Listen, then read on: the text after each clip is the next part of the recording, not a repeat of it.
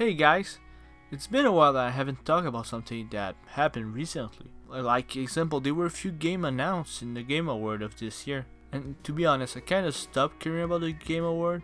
So when I was about to leave the stream, they announced the game Judas, I don't know how it's spelled. The game is made by Ken Levine, the creator of, Bioshock. I truly like Bioshock. I recently got into it and it's a fun franchise. There's a few issues I have with, every Bioshock game, but I won't get into that. I want to talk about Judas, or more like analyze the trailer. Then I want to talk about what they could keep from the Bioshock game, because it looked a lot like a spiritual successor. And then after that, I'll talk about what they shouldn't keep. Now, I know that my opinion and the idea that I will share won't be looked upon as the absolute truth, so you might disagree even though I explain my reasoning, and that's fine. I won't be bothered. I also won't explain every change I want to bring. I'll just, try to explain the change that I think people might disagree with. I know that I have an idea that might be controversial, and other are just, little things. Well, let's get into it. First, the game, Judas. It's a first-person game where you hold a gun or weapon to your right and use your left hand for magic or elemental attack. It also seemed to be situated in a dystopian paradise-like place that happened to be also in a strange place. Bioshock 1 and 2 were underwater, Infinite was in the sky, and now, we in space, baby! Woo! But beside that, the game seemed more focused into the mechanical, robotic, and cyborg stuff. I know my brother Red will be grossed out throughout the game. Anyway, it looked generally cool. If you notice in the trailer, there's robot with a horse head. I think there will be multiple guys like that in the game, because we see 3 times those horses thing in the trailer. You see one first when he died in front of an ad that sponsored Cookie, I think. The other time you see a mechanical horse when he get killed by a turret that an enemy is riding, probably. The third time is on a reflection glass when you see the sheriff of this, town. I think they're a robot because you can see mechanical part come out of their body. Also, their legs are kind of giveaway, unless it's, car accident, which might explain. Now, I'm backing up to the ad I mentioned before. I think the cookie is used to make the person that eat it fall in love. So I wouldn't be surprised that the main character that I forgot to mention, that girl here, the main character, she will probably throw smoke or projectile based on those cookies to control the enemy, similar to the power in Infinite that control people for you. Speaking of the main character, she looked cool. She got a cool hairstyle and yeah, I don't know. She look okay. I don't know what to say. And maybe I'm overanalyzing, but she seemed like she's a convict. You can see in the trailer the POV of someone behind a cage. There's a guard that is opening the gate. But that's just a theory because I can't really see the color of her pants. We can only see the white shirt she's wearing, and it looked kind of similar to that other woman's shirt. And those are clearly prison garments. Now the sentence "fix what you broke" make me think that the story is you do a prison break, but that caused a huge system shutdown or whatever reason, or most of the time the place already gone rogue, but whatever. So you escape prison. After that, the character will probably be in Space City.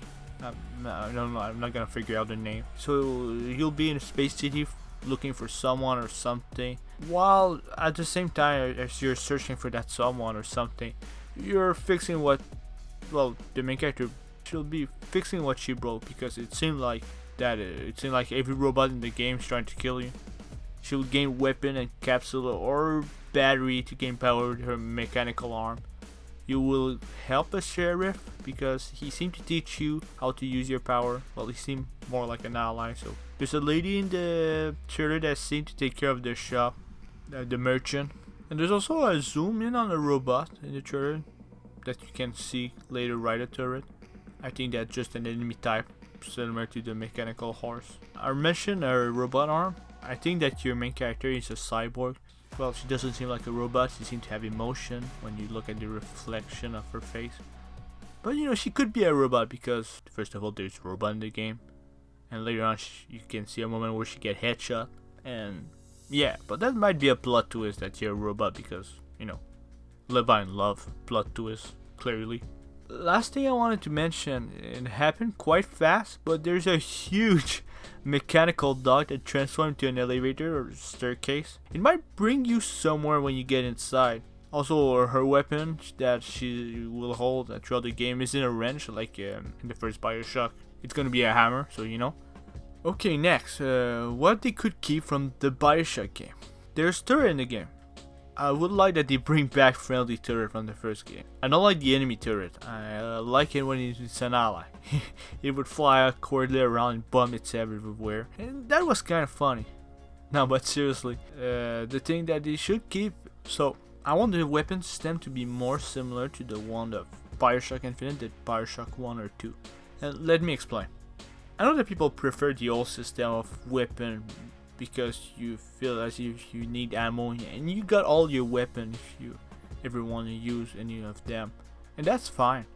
But it become a problem for me when you don't like certain weapon. In my case, in every Bioshock game, I only like 2 weapons most of the time. I never like other weapons when I had to use weapon I didn't like because it was the only gun that had ammo. It kinda pissed me off.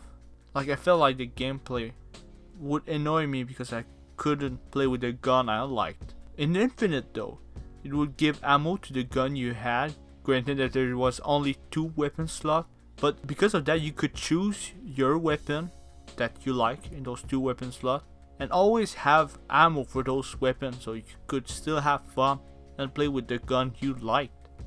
Now the answer I would bring to the weapon wheel is that the next game keep the weapon wheel so that you can have every weapon disposable for you. But you can also obtain bullet from the gun you choose without it being random.